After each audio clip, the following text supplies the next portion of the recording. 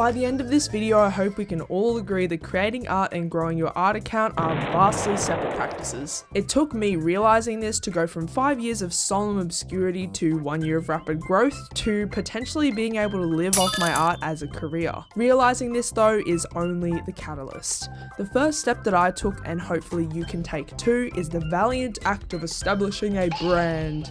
The best part about this strategy is that you can start no matter what level your art is at, beginner to advanced. So without further ado, let's talk about how you can establish your brand and how to get the algorithm to start taking you and your art seriously.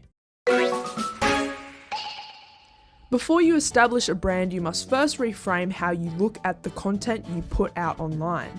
You need to understand that your goal is to create value for the customer. This practice usually leads to more engagement, boosting your content as higher quality in the eyes of the algorithm. There are two main ways you can create value: by educating or by entertaining. Examples of entertaining content in the art space are speed paints, art challenges, comedic skits, relatable stories, fan arts, animations, and OC lore. Entertaining content is usually the easier of the two to pull off, especially if you're a beginner. The other type of content is going to be educational content, so things like tutorials and advice videos. Wait, I think this shot might be a little bit too weird. So the first slice of brand establishment is first creating content that you can put a brand on.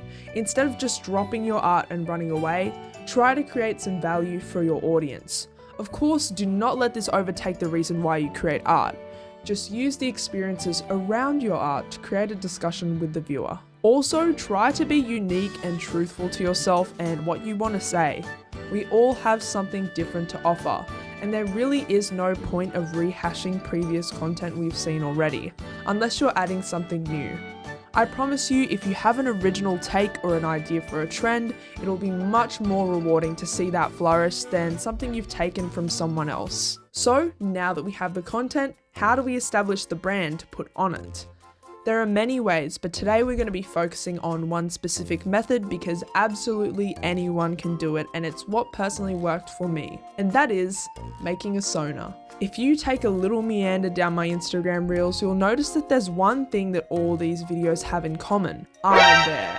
Or well, Zeppy is there. It's so important to me that Zeppy is present that sometimes I'll even jump scare people with a picture of my persona, just so a little piece of my brand is present. So why did I even create a persona in the first place? Well, originally Zeppy was a representation of myself that I used in TikTok skits, but eventually they became so recognizable in this little corner of the internet that when people saw them, they knew who was making the post. Well, sort of.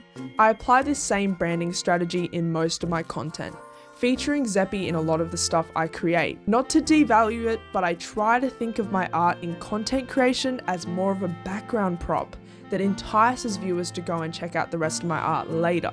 Having a persona also helps my inconsistent art style folks out there. I see you. When I first came up with Zeppy, I was dodging having a coherent art style so hard, mostly because I wanted to explore more techniques and learn. So, while you're in this phase, to make your content more recognizable, try using a persona as an overlay, feature them in the artwork, or even just include a doodle of them, as long as it's distinct. Here are some cool videos I like on how to make a persona. They're also linked in the description below and in the end cards. So this is the method I personally use to achieve a brand, but there are some other ways. For example, being super active in a specific fandom, having a very distinct art style, or having really recognizable OCs. I'm so glad I have the platform to be upfront and transparent with my marketing practices, and I hope that you can learn something new from my recommendations. Anyways, that's the little bit of knowledge I'm dropping this time. Thank you so much for watching, and I'll see you in the next one.